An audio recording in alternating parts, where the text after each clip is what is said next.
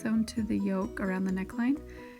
Clip notches into the curve, and then we're going to press the seam allowance towards the yoke and stitch along that edge, just along the yoke or lining.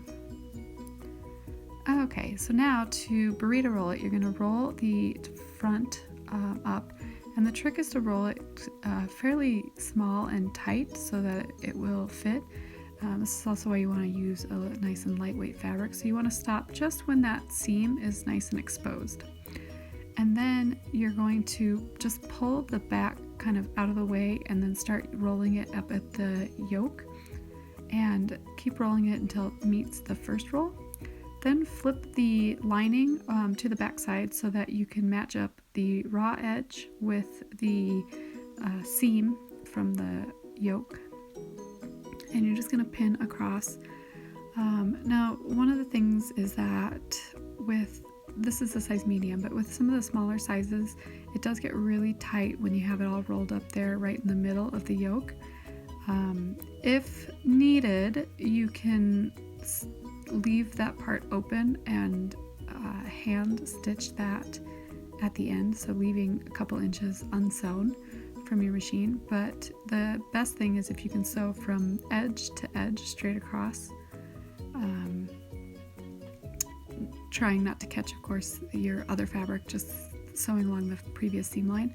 But if needed, you can stop, leaving a couple inches open. Now it's sewn, so we're going to pull it inside, or right side out, sorry. So you just kind of sit and give it a little tug. Again, it's a little tight through there, so it can sometimes take a little bit of tugging, but it all pulls through. And then you'll go ahead and shake it out, really. And there you have it all nicely sewn, and the seams are enclosed. And now for the back, we're going to go ahead, flip it over again, and roll the front up all the way to the back yoke, and then roll the back out of the way, roll the back yoke up, and then again flip the lining over and meet it with the seam in the back. And you're going to pin all the way along this. And with this one, for the back, with all sizes, it's you should have plenty of room to go ahead and sew it with the machine without a struggle for space.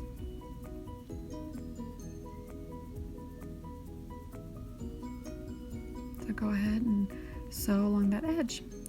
All right, then you're going to pull the back out as well, which is, again, a little bit easier to do because you have more space, and just kind of unroll everything.